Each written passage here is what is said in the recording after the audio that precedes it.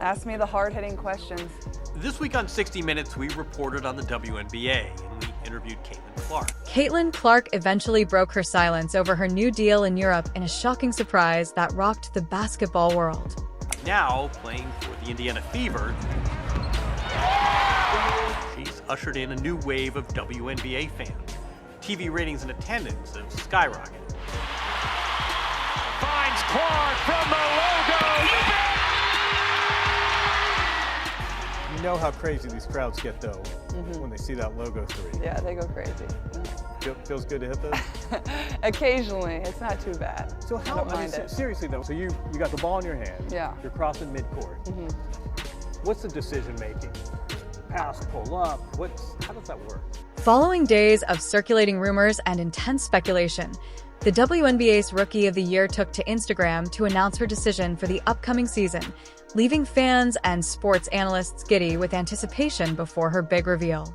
Following the devastating playoff loss of the Indiana Fever to the Connecticut Sun, Caitlin Clark's social media pages remained silent, leaving fans and analysts wondering if she would return, if her incredible rookie season was just the beginning, or if she would take her incredible talent elsewhere. That's an absolute dime.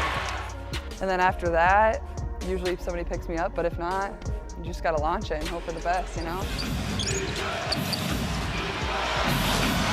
Hope it goes in, let it fly. That's what people love. So you gotta give them what they want. Clark broke down the mechanics and biomechanics behind that signature shot. There we go, okay. It's the same motion, basically, right? But you're just using more leg? Yeah, I mean, I'm like people probably wouldn't consider me very big to play in the WNBA. Like, I'm not quite 6 foot, like, not the strongest. So I think just, having good balance is definitely the most important thing. I think a lot of really good shooters would probably tell you the same thing. But yeah, using your legs, like, it can't be all upper body, it's gotta be your legs, so. The Indiana Fever star broke her silence a few days ago with an emotional Instagram post that reflected on her inaugural season. Her comments were full of gratitude, sending shockwaves around the WNBA. Each day added to the intrigue.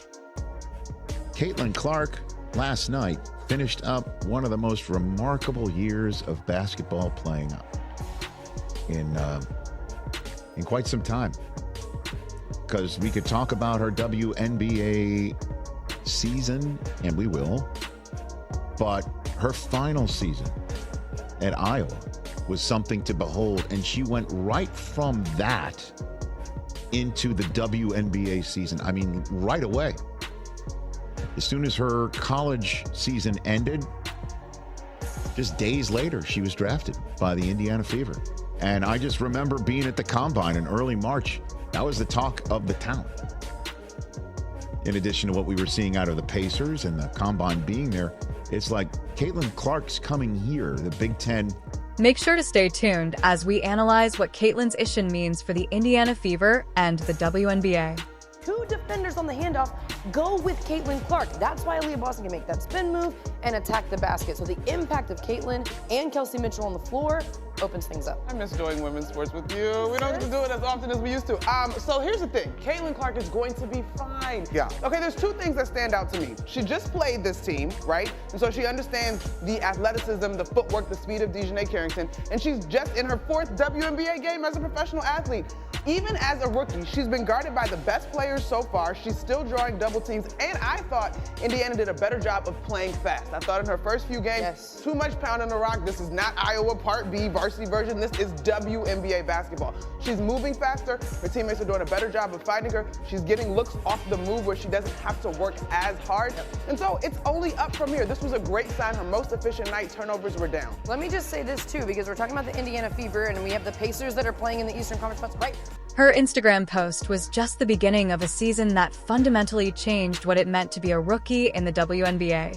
It told the tale of a player who completely surpassed expectations and revolutionized basketball, leaving everyone in awe of her skill and achievement. ESPN are showing the game last night in which the Fever got swept by the Connecticut Sun last night. They showed a montage of her year. And they showed a montage of her year when she passed Pistol Pete Maravich. She owns the record for most points scored in men's and women's Division I. And she set every record you possibly can set for Iowa, for women's basketball. I'm filled with gratitude as I reflect on the past year, or my life see you all in year 2, Clark wrote in her post, thanking everyone who helped her realize her childhood dream. Clark also confirmed what many fans and analysts had been hoping for since her team's playoff exit, that she wasn't going anywhere, but what made her season truly amazing. Well, I'm super excited to be here. I've never had to give an opening statement before, so this is a first for me in a large crowd. But like I said, I'm super happy to be here. Thank you, the Fever, the Pacers. This is a dream come true. Like, these are the moments you dream of. Obviously, Tamika Catchings is here. Like, that's pretty incredible. Somebody I grew up idolizing. Yes. But like I said, after I got drafted, like, I can't think of a better place for myself to start my career. A place that loves basketball, supports women's basketball, and an organization that really does things the right way, has championship pedigree. So I'm just very thankful that they have a belief in me. And obviously my parents are here today. My 2 brothers aren't here. My little brother had to go back to school. He actually missed his flight out of New York City after the draft. So I think he did it on purpose, but thankful for them, and, you know, couldn't be happier to be here. So thank all of you for coming, and I can't wait to get started. In her debut season, Caitlin Clark broke an incredible 62 records, demonstrating her legendary influence on the game and solidifying her position as a force of nature in basketball. It wasn't just about shattering records, though. She utterly changed the game. Hi, Caitlin. Greg Doyle, Indy Star. Real quick, let me do this. You like that? I like that you're here. That you're here. I do that at my family after every game, so. Okay, well, let's start doing it to me, and we'll get along just fine. So, question is, you didn't have to turn pro. I kind of thought you would, no matter what. But how much did Indiana have the no water all pick? Because of the things you said, and the driving distance to Iowa, just everything. I'm just wondering what role that might have played. Yeah, it definitely played a huge role, and I actually played at the exact same time as the draft lottery on the night it happened. I'm not sure exactly who we were playing, but I was hoping that Indiana got the first pick. It would have made my life a lot better. So when I saw that, I was pretty excited. And, you know, obviously that's not every single reason of, you know, why I wanted to leave. Let's examine the figure she posted that left statisticians and analysts frantically trying to find the best way to describe it. The guard for the Indiana Fever averaged 19 points per game. In addition to having amazing numbers for a rookie, 8.4 assists, 6 rebounds, and 1.3 steals per game, her 337 assists set a new record for the most in a single season, demonstrating her ability to improve the players around her. However, there's more. Caitlin Clark achieved a rookie record of 2 triple-doubles, something no rookie had ever done before, and her 19 assists at the end of a single game further demonstrated her exceptional vision and playmaking skills. In short, Caitlin Clark transformed the league into her own playground. Her influence extended beyond the stats. Clark was a welcome addition to the ailing Indiana Fever team. Caitlin Clark's Rookie of the Year odds have become so high that there is currently only one sports book that will even allow you to vote on Rookie of the Year. MGM Bet is currently the only platform that you can vote on Rookie of the Year, and they have Caitlin Clark's odds at negative 10,000. And to put the icing on the cake, just last night, Caitlin Clark made her 86th three-point field goal of the season, which set a new record for three-pointers made by a rookie in WNBA history. The previous record was set by Ryan Howard in 2022.